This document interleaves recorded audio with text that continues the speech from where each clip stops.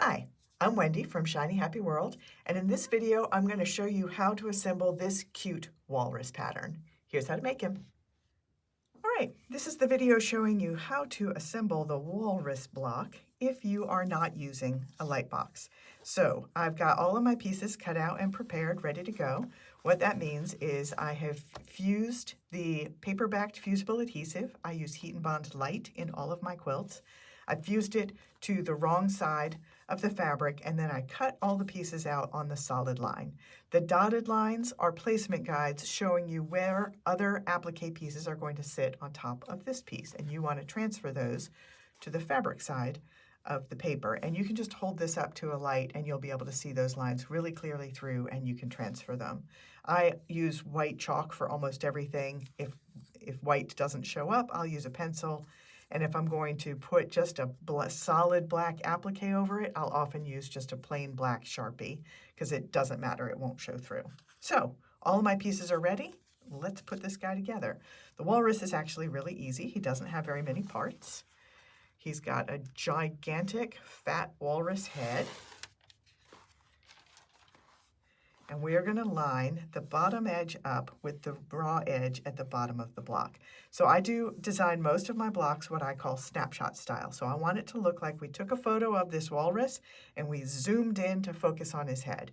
So he has a body, it just gets cropped out of the photo. But if we floated it in the middle of the block, it wouldn't look like that. To get that look, we want to line that up with the bottom edge of the block. And then when you sew them together, that raw edge will be buried in your seam allowance, and you'll get that illusion of a cropped photo. So, got his head in place. Now we're going to put his snout on. I can peel the backing off. And I'm just going to lay it down so that it covers that chalk line and just makes it really easy. And then he's got two tusks. And I transferred that little line at the top of the tusks. So we want to tuck that behind behind the snout there. I'm going to do that with both tusks. All right, so he's almost done. He just needs some eyes. Those are the bigger ovals, are the eyes.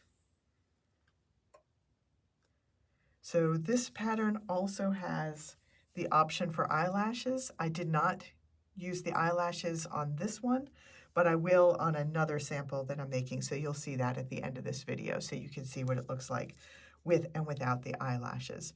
And of course, both male and female walruses have eyelashes, just like people, but also both male and female walruses have tusks. So you definitely want to give your walrus some tusks.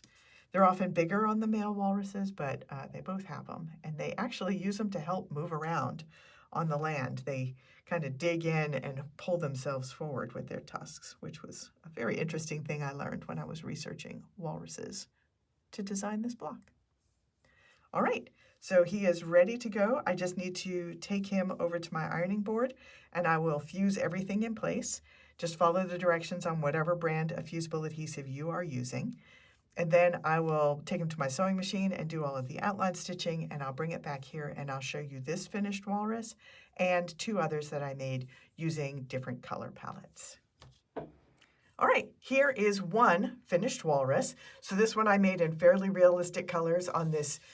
This is called Sea Glass, this background blender. This is a collection that I'm using, a color collection that I'm using for a bundle that I'm putting together of all the animals that you can find in the Alaskan national parks. But I have more colors. So here is a very, very bright and colorful walrus. And this one uses the optional eyelashes, so you can see what that looks like. It's important to know that both male and female walruses do have tusks. Male tusks tend to be a little bit bigger, but they both have tusks. So you'll always want to use the tusks with your walrus. And I've got one more color. This is for my Arctic collection that I'm putting together. So again, fairly realistic colors. These are a little bit more muted. But that is 3 different colors that I made of the Walrus block. You can find that at shinyhappyworld.com. I'm Wendy, and I will see you next time.